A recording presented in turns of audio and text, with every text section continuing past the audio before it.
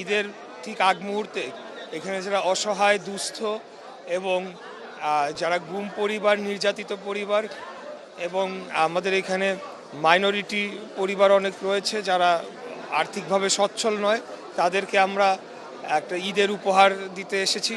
এবং আপনারা দেখেছেন যে সারা দেশব্যাপী এর আগে ইমাম মুয়াজ্জিন সারা দেশব্যাপী এবং অন্যান্য ধর্মাবলম্বী যারা যারা ধর্মগুরু যারা আছেন তাদের জন্য একটা ঈদের আগেই একটা সম্মানীর ব্যবস্থা করা হয়েছে।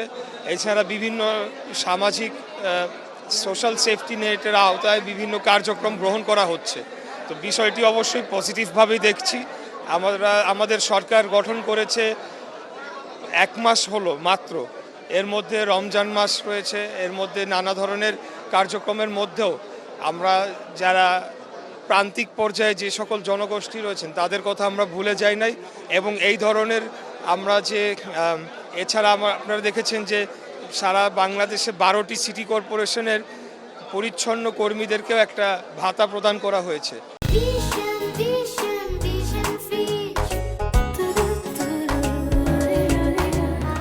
তো আমরা এই ধরনের যে চ্যারিটেবল কাজ সবসময় বাংলাদেশ জাতীয়তাবাদী দল বিএনপি করে আসছে।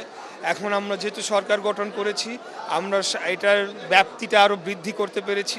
আমরা সরকারের যে রিসোর্সেস আছে সেগুলোকে সঠিকভাবে কাজে লাগানোর চেষ্টা করছি এবং যাদের এই অর্থের প্রয়োজন তাদেরকে আমরা কিছুটা সাহায্য করার চেষ্টা করছি।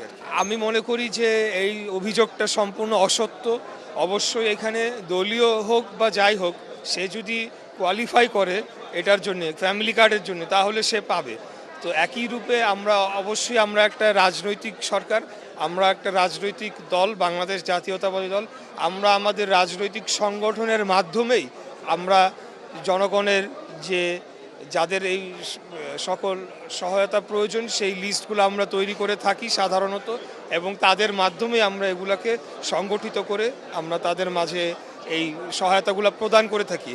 এখানে কোনোভাবেই অন্য কোনো অভিযোগ আনার কোনো উপায় নাই। যেহেতু একটা রাজনৈতিক সরকার এখন আমরা সরকার গঠন করেছি, আমরা অবশ্যই আমাদের দল করুক বা কোনো দল না করুক, যেই করুক, যারা এটার জন্যে কোয়ালিফাই করবে এই সকল সহায়তার জন্য তাদেরকে আমরা অগ্রাধিকার দিচ্ছি। কিন্তু এর মধ্যে যদি কেউ আমাদের দল করে এরকম ব্যক্তিও থাকে তাহলে তো সেটা দোষের কিছু নয়। তারা যদি কোয়ালিফাই করে তারা সেটা পাবে, এটা হলো আমাদের কথা।